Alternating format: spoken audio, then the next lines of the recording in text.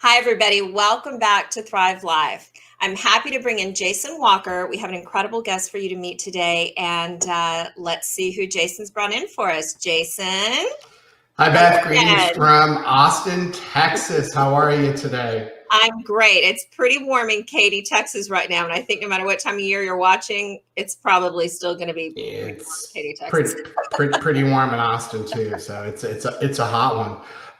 So we have a great guest today. I'm super excited to bring somebody on that I've known for many years now. Amy Cappellanti-Wolf, who was Semantics Global Human Resources Leader. She was a senior vice president there. Amy has 30 years of experience helping businesses adjust, endure change, and develop outbound ideas for growth.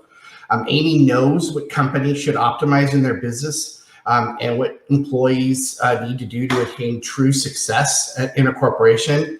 Amy has held vital human resources roles at large corporations like Cisco Systems, where I work with her, and many other established organizations. Amy has developed innovative leadership programs and processes. She helps transform businesses with exceptional guidance and insight. She's an incredibly thoughtful and accessible leader, which is really important in these times. Absolutely. She's really genuinely empathetic. She's one of the nicest people that you will ever meet. And we're really happy to have on Thrive Live my friend Amy. Welcome, Amy. Hi, Jason. Thank you. Hi, Beth. Thank you so much. And thank you for the wonderful introduction. I loved working with you at Cisco. We both learned so much while we were there, and I've applied so much of it since I've left Cisco. So it's great to reconnect. Yeah, it was a great learning lab. So definitely learned a lot. So I wanted to jump in, and one of the first things I wanted to talk to you about is an article that you recently wrote about elevating your game amid change. And there was a discussion about meditation practices that you use. So in challenging times right now, we're all trying to be more calm in any way we can. Could you tell us a little bit about meditation and how that's helping, how that can help us be more calm in these situations and with what's going on in the world today? Absolutely. And, I grew up in prayer, having been raised in spiritual upbringing, but I didn't realize how close prayer and meditation are together. And so it's fairly easy as you become very busy in your work life and your family life that you forget to do some of the things that you're brought up in, which is really being focused and intentional. And it's really hard to do that with all of the normal things happening in life. And then you add on pandemic, you add on racial injustice, you add on whether it's forest fires or floods or hurricanes. There's just so many things to deal with right now. And so I went back to some roots of meditation, which I started roughly about 10 years ago in a much more structured way. And I started thinking about, wouldn't there be a great opportunity to start to talk about meditation as a real business differentiator versus something that we do on our private time, which led me to write this article because I have done lots of research in addition to only practicing on myself, and began to realize that meditation is a really great way to, drop all judgment, to really listen and improve how you come across in terms of empathy, and really to kind of just stop and the noise that's in our heads every day, and put that aside to be really focused. And I think it has real personal impact, but also helps you bring your best self to work and family life every day. And it can be used as a way to really engage with people right now, which is probably the most important thing to do in light of the fact that all of us are in our homes or workplaces that feel kind of isolated. So this article was kind of an act of love to try and share what I've learned in my personal journey and put it into a business context as another tool that we can leverage as we think about the new world that we work in. Yeah, it was a great article, and I actually learned a lot. So I would encourage everybody to go out and read it. So one of the things that you just talked about was empathy. And that's been talked a lot about lately as a now valued skill set with leaders over the last several years. And now with social issues, that's even a more crucial soft skill. Can you discuss how important or what you believe empathy brings to leaders? Yeah, absolutely. And, it's something that we learn as kids, right? In fact, I remember when I sent my young daughters, who are now, 18 and 14, to school. And one of the things they began talking about was empathy and really how to make certain the kids understand that, you need to understand what somebody else is dealing with before you react to them. And as a young child, you don't really, you understand it, but you don't really begin to apply it until you get older. And so it's an old value that I think we've all probably been taught, but now more than ever, it's becoming really critical for us to practice. And I think it's really easy to say, well, that's not my issue, that's their issue. And it's an easy way to dismiss perhaps something that you want to step into because you don't feel like you are either have the permission to be empathetic, or you maybe don't feel comfortable being empathetic because you've never walked in their shoes. But it's really important right now, especially in light of all the things I just described. And I think when you're empathetic, you're first of all, you're suspending judgment. You're being more authentic to that person to really understand what they're going through and not necessarily put forth your perspectives on how they should be feeling. And it does kind of free you a bit because it takes away maybe some of the principles and judgments that you've grown up with in your past and really sort of allow you to open up your armature to understand what somebody else is going through. And that's everything from, the notion of I'm working at home while I'm, having children to raise and having to homeschool them for younger parents to I've lost my job. I can't pay my rent, yet I'm a good person, so don't judge me. To, people that have not had a voice. And it's so easy to say, well, they just have to work hard and they'll get that voice. We have to create access for people to get that voice. And that requires you to be empathetic and to step out of perhaps your comfort zone to do things that in the past you might have said, well, they'll have to figure it out on their own. So it's something I feel is a gift for us. And for those people who really are aware of it, it would be a huge game changer if we start to practice more of it in this world. Absolutely. In the article, Elevating Your Game Image Change, you wrote about something that's really important right now, which is dropping assumptions. And I think that's something we're all trying to work hard to do right now. So can you tell us how we get better at dropping assumptions? Well, I would say, first of all, meditation is a great way because it makes you suspend thinking about things and really getting close to the core of what's on your mind and really accepting it, whether it's thinking or feeling, but also knowing kind of when to open up your perspective on things. But I would say that, dropping assumptions is about sort of stop advocating for your own ideas. And I worked with this great guy at Symantec, and I'll give him a shout out, Jim Gemmell, who's a really seasoned executive at General Electric and at Intuit, and then at Symantec, and he ran Total Rewards for me, as well as many other things. And he was a sage mentor to me. And, he would always say, be in the inquiry stage, ask questions. Is if you come in advocating for something that you think is really important, you may lose sight of other ideas that come into play that might be a better solution than what you thought of. And I've always thought about the time when you're sitting around a table and you've got, everybody nodding their heads and agreeing, and there's one person in the corner either not agreeing or not even, sharing their perspective. And I always wanted to know what's on their mind because they may see something that we don't see. And so groupthink can lead to, consensus ideas that are perhaps mediocre, whereby if you can just drop the assumptions and have a really robust conversation and not have any sort of judgments or preconceived perspectives, you're going to get to better business solutions. And that's not only in business, that's in life, because we all get attached to our own perspectives. And now more than ever, you got to open that up a bit, because we cannot continue to work against our own assumptions because the world has changed too much, and your old assumptions don't work in the new world. Absolutely.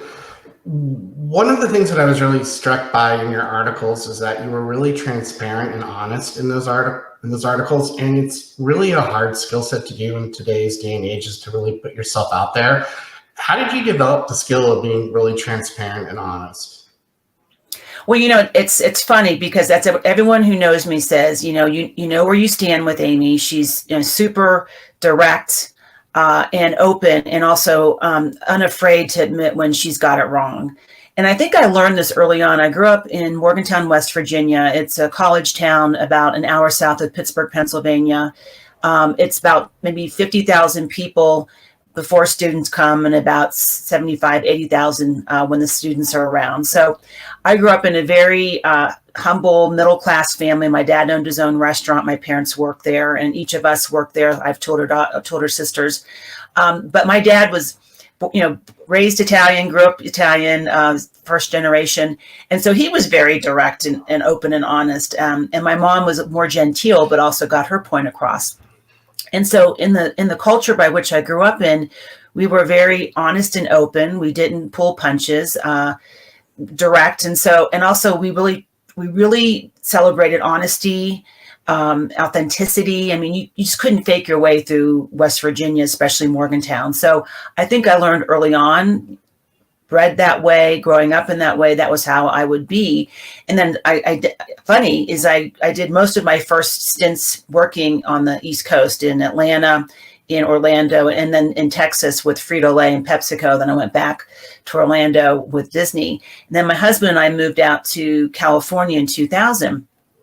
And I was struck with the lack, and went into technology for the first time. And I was struck with the lack of directness when I went into Silicon Valley. I experienced, and still do to a certain extent, a lot of passive aggressiveness. And so I think when I first came out here, I'm like, wow, they're not saying what they really feel. And I began to distrust people. And then I think I was perceived as, boy, she's super direct. But I wasn't gonna adapt as I needed to, but I wasn't gonna change who I was, because that's ended up being something that's been my winning formula for me around, you can always go to Amy and get the straight answer. And if she doesn't know it, she doesn't know it.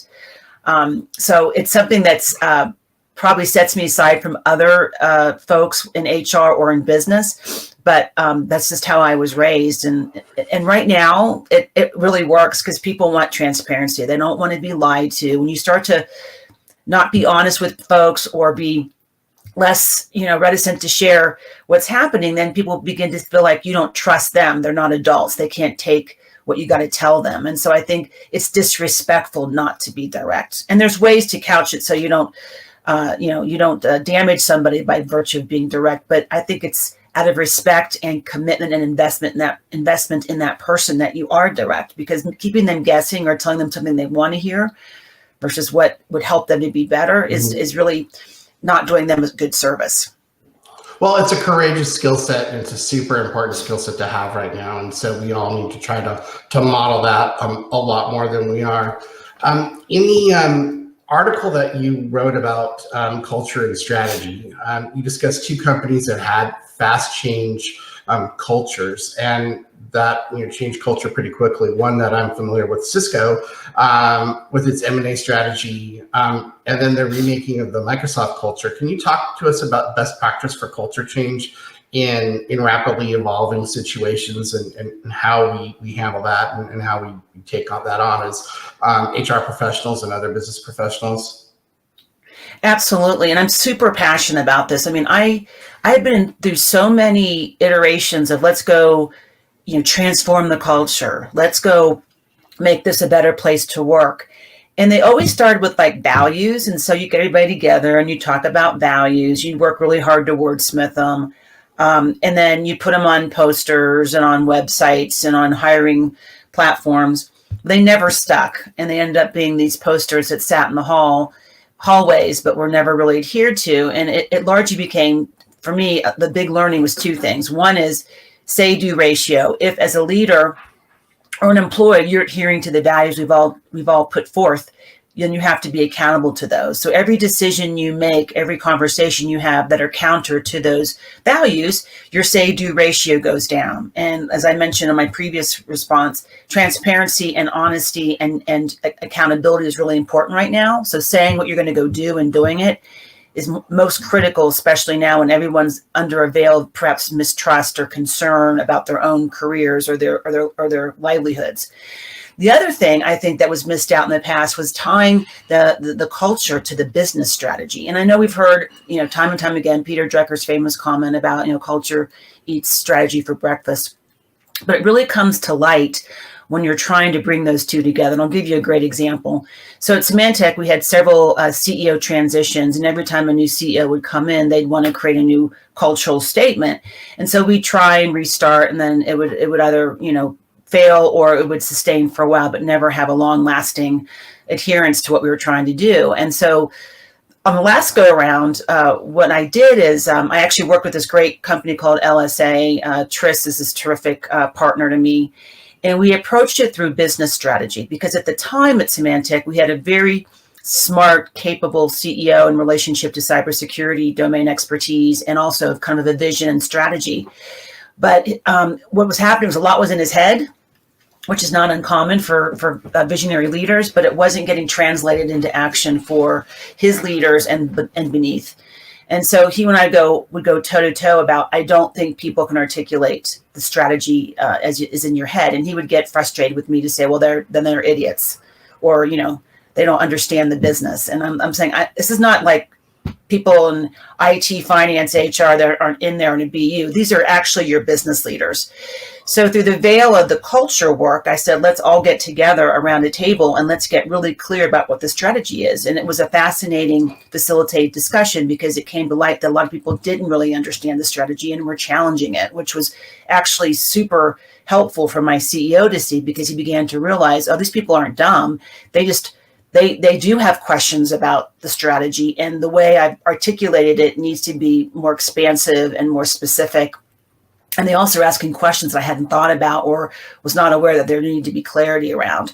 So by virtue of starting with the strategy, we got that really clear. And then from that, we began to talk about what's the kind of culture that you need. And I'll give you an example. If you think about being an innovative company that's like to market fast, right? A bleeding edge, that would be an Apple. On the other end of the spectrum, you'd have a Dell. Now, their cultures aren't right or wrong, but Dell's around optimization, really, running a tight ship with low margins. And so they're going to be in the other end of innovation in terms of product innovation, but they're going to be more in managing a business very tightly, where Apple will have a much different culture. Neither one is right or wrong, but the capabilities and the culture you're building is going to be different, right? You're not going to look at people who are taking lots of risks and failing fast in Dell, but you're going to be looking at an Apple. So what we did is we tried to create, what are the things that Symantec needs to be focusing on from a strategy perspective, and then what kind of culture do you need? And so we came up with like 3 things. One was, we're going to be, much more bleeding edge in terms of getting out to market faster on products. We're going to be focusing more externally, because we've been focusing a lot internally on our own ways of how we worked. It didn't mean we didn't continue to do that, but we were losing the customer. We weren't clear about what the customer wanted. And that manifested itself with named accounts and how many you actually had, and were you really being intimate with the customer, to our consumer business, which is are using technology so that the consumer feels like, me, but we're leveraging technology because you had so many more consumers on your platform than enterprise businesses. So we started to actually wrap it around the strategy of the business to the kind of culture that you needed. And that was the first time I started to see this thing stick, in that it wasn't just a set of values on a piece of paper. They were actually statements that supported and enabled the culture. And then it allowed you to understand when there were gaps or misfires, it was because people weren't aligned to the strategy. And that was probably the best time I've ever seen a culture and strategy session come together, or process come together. And to me, last thing I'll say on this is that culture is not an initiative. So when people kick off these culture initiatives, they've already missed the game. Culture is an operating thread by how you run your business. It's as critical as your P&L, as your accounting and your reporting, as your revenue. So it has to be woven into how you run your business, how you make decisions, how you communicate to your employees, who you hire and who you fire. And so it's not something that you just set aside once you do it. It's a continuous part of how you run your business. Yeah, that's sorry for a long answer. I'm just so passionate about this stuff. No, that's great, because it's not often that you have culture and strategy work that really takes hold like that. They're so sometimes they're really done poorly, and I've been associated with one where they've been done poorly, where the CEO writes his values on a piece of paper and hands it to me and said, good, our values exercise is done, run with these.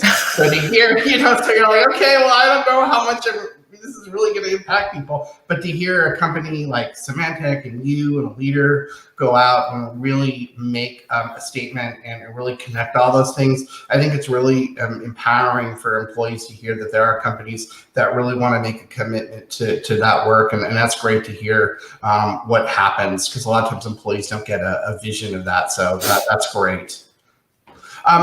One of the things we talked about at the beginning was meditation, and I want to go back to that a little bit. Is if you're new to meditation and you're not comfortable with it, because I do think it's a really great skill. I've practiced it myself for many years. How do you help people get comfortable with it if it's new to them, or they think, oh my gosh, that's kind of that California meditation thing. What do I do? Right. How do you help people overcome some of the stigmas or who might not be comfortable trying out? What would you recommend? Well, I mean, meditation can be something as simple as taking a walk, quietly in the woods without your earbuds on, and just being within yourself. I mean, you don't have to go get an app, although I like guided meditation because I have a tendency to stray. But I kind of say, like, even like when I run, so I used to be a very avid runner. I'm trying to get back into it. Bad knees and a back get in the way sometimes. But I find even when I run is that rhythmic pace.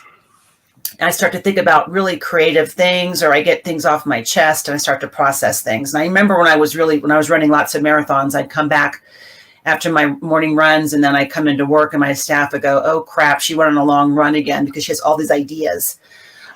So you got to find what are you passionate about in terms of, thinking, reading, journaling, processing, and that in of itself can be meditative. And if you really want to meditate in a more, traditional way, there's lots of great apps. I use Headspace, which is a guided application that you can go as deep as you want or as light as you want. But over time, what I've come to realize is, when you meditate, you begin to neurologically rewire your brain in terms of how you react to things. So I did a meditation on anxiety, and I've never had anxiety before, but after COVID hit and I left Symantec, so I had all these grand plans to go travel and see my family and do cooking classes and all the things I never had time before, all that stuff went away. And so I was trying to figure out, what is my purpose for someone who's worked for 3 decades, constantly working, raising a family. Suddenly I'm like, where do I add value? And so I started having some of that anxiety creep in. And that's when I started to go even deeper into my meditation, and I leveraged the app I just described. And so now, after 15 sessions at 15 minutes each, I kind of find when I start to get anxiety, my body begins to shift and change. My breathing adjusts, my mindset shifts. So it almost is like an auto reaction that is almost like breathing that plays in. So meditation isn't just, it's going to help me for today. If done consistently and thoughtfully, it can be something that can actually rewire how you choose to act versus react to things. Well, I think that's a big driver right there. If it can change how we react to things, especially in today's environment, that's a skill that, many of us want to acquire and be able to take on. So thank you very much for that. One of the things that, we're talking to our clients about is listening. And we're talking to our clients about the importance of being good listeners as consultants and as employees and as leaders. And sometimes it's overused as a soft skill to say, hey, I'm a good listener. Can you maybe reframe for us why the importance of being a good listener and listening with intent right now is so important, and just talk a little bit about that? Yeah, absolutely. I always like kind of cringe when people talk about soft skills, like being able to collaborate and being able to communicate and, building trust, because those to me are so foundational. Like those are as critical as and important as your ability to read a P&L statement, right, or a balance sheet. So in fact, I think they're even more important because they're things that actually thread the soft tissue together between, work and relationship. But I would say on the listening front, I'm a big proponent, and I've said this time and again, so if you've heard it from me before, forgive me, but this notion of Albert Einstein's views, if you're going to solve a problem, I'm going to take the first 55 minutes if I have an hour to solve a problem, I want to take the first 55 minutes, focus on actually figuring out what the problem is. It only takes me 5 minutes to then solve it. And I think listening helps you really get to the heart of what is going on and really getting clear about the problem there is to solve. And I think because we're all maybe at a pace now, and I think people are working even harder in the pandemic relationship to Zooms. I see my husband on calls from 6 a.m. to 7 p.m. back to backs. And it's not because people are evil. It's just that's the way the working rhythm has earned itself. but you need to have time to really, before you jump into something, because you're just moving on to the next thing. Solving problems is not a task, it's really a process. And so to be able to solve problems well, you have to listen, you have to ask questions, you have to do the 5 whys. And then when you get clear about it, because you've listened thoughtfully, you've asked questions, you've had some give and take, then you can get really clear about the problem you're solving, and then you don't waste your time. So to me, listening is really, one, it's the right thing to do out of respect, but more importantly, it's about getting to better business solutions because you really got clear about what you're solving for. So it's a productivity strategy as well. So it's not just a nice thing to do, it's the thing to do to be a better business person and get to better outcomes. Yeah, I think listening is so important. And I just think that there's people who do that really well, and there's also people that don't do that really well. And I think when you don't do that really well, it's a bigger handicap to you than you think. And so I always appreciate those people that are committed to listening and helping those people develop those skills. So it's really important to me. And Jason, if I can just add, I'm certain you and I've been in situations talking to people where they're thinking about how they're going to respond to you. And you're like, no, and they just, I gotta get back at that. And it's like, they're not listening, and so your body language shows you this stuff when you're doing this. And so that also kind of turns people off as well. So if you could suspend having to respond and just ask another question or take it in before you put your perspective out, you're going to get to much better solutions and better relationships too. If my daughter was here, she would tell you she's tired of hearing me tell her, listen with your ears, not with your mouth. So she would be really frustrated at this conversation because she gets so tired of me telling you got to listen better. That's an important skill set. Keep going. Yeah, exactly. I keep telling her that all the time. You may get annoyed by me right now, but down the road, you're going to appreciate that Dad told you to be a good listener. So, my wife used to drive a truck for Frito-Lay. Yes, I married a truck driver as one of her first jobs. And she still takes lessons away from that job to this day, being a Frito-Lay truck driver. And I know that one of your first jobs is working on the Frito-Lay factory floor. What lessons did you learn from that first experience that you could tell people who are just starting out or trying to get a job and, are laying the foundation for their career right now? Oh, that's a great question. Well, I went and got my undergraduate and then went right into grad school because the market was really bad at that time. And I stumbled upon this Master's of Industrial and Labor Relations, which is a career in HR. And so off of campus, Frito-Lay came on and we were all like, oh, we're not going to go work for Frito-Lay. They make you drive trucks. Next thing I know, I get an offer to be an HR associate, which is a fast track HR program to really get you up to speed quickly so you can really contribute more effectively faster. And the first job they sent me to was to a manufacturing facility in Atlanta. So I was excited about Atlanta because I had grown up in a small town, so I get to go to the big city of Atlanta. But it was working in the oldest plant in the system.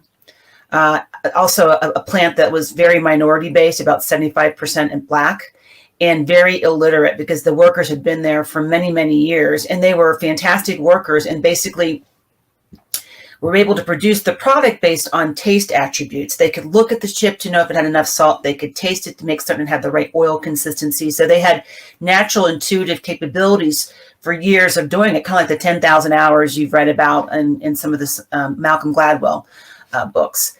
But when I got there, we had begun to introduce statistical process control, SPC, which is a Peter Deming or Paul Deming strategy around how do you get better and higher quality by using, process controls versus just, sort of human touch and feel.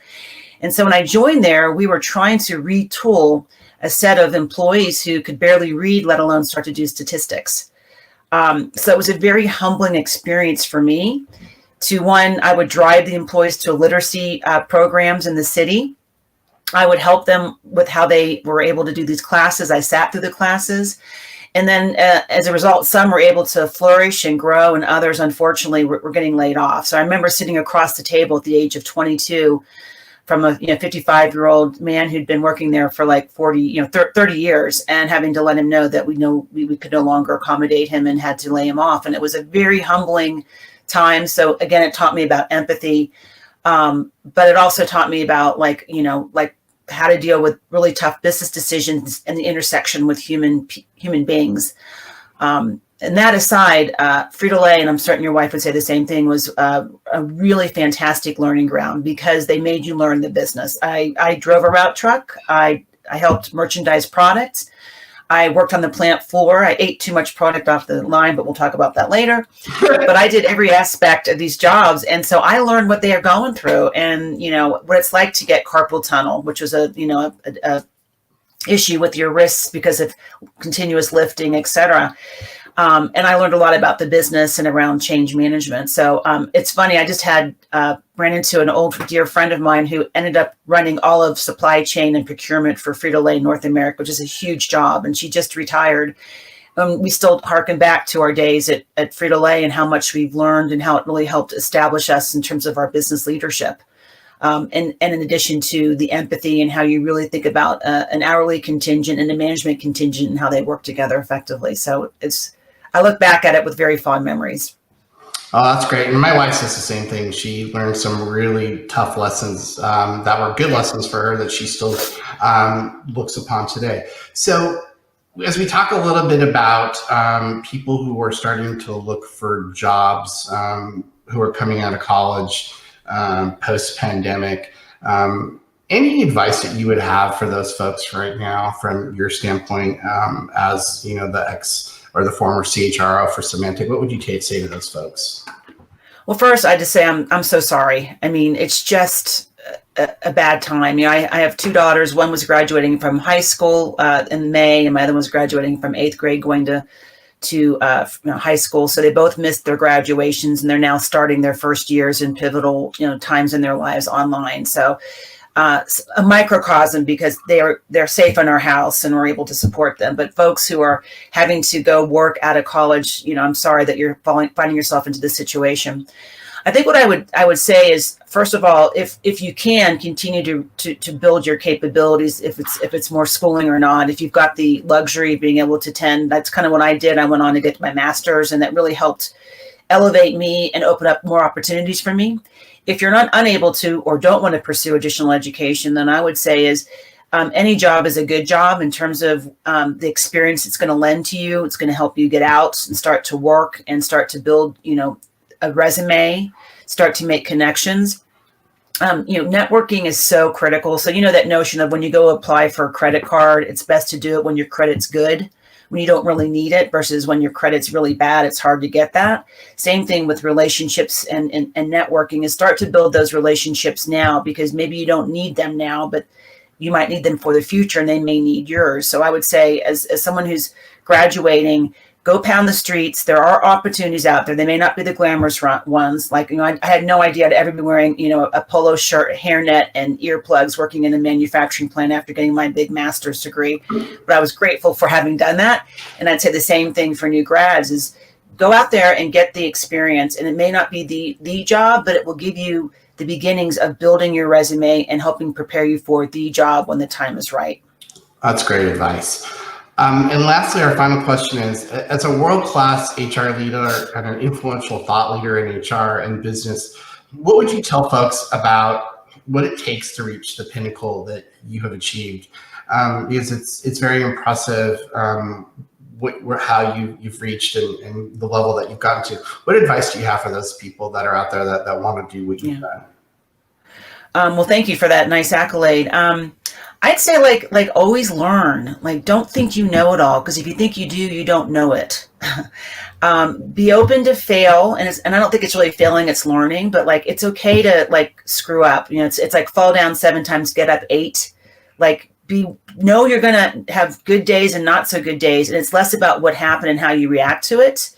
Be true to yourself and your values. Like, if you become inauthentic, then your brand begins to get diminished, and then people don't want to work with you. So always, your say-do ratio is really, really critical. Last, I'd say, be humble, because there's too many people out there with big egos that people don't want to work with, and or they aren't going to be successful because they can't see enough of themselves. So be self-aware, know where you stand, and be willing to raise your hand also when there's, something that's inelegant or a messy, complex. That's when you're going to learn the most. And I can't tell you how many times I would raise my hand for the less glamorous jobs or the sticky, hard job, because I knew it would grow me and it would make me have to think differently, and it would actually, prepare me for what was next. So in summary, it's, be honest, be courageous, be perseverant, have a growth mindset, always be learning, and don't be afraid of taking risks. Awesome. Thank you so much, Amy. I really appreciate you spending time with us. We know you're super busy and you've got a lot going on. So thank you so much. We're so happy to be able to share your thoughts and experience and leadership with our viewers. So thank you, thank you, thank you. Oh, Jason, it's my pleasure, and I'm so pleased to see you in this new opportunity. I've known you for so many years, and you always grow and are doing new and different things. So you're also inspiring to me, and I wish you all the best. Thank you so much, Amy. Have a great rest of your day. Talk to you later. All right, bye, guys. Okay, take care. See you on the next episode. Bye-bye.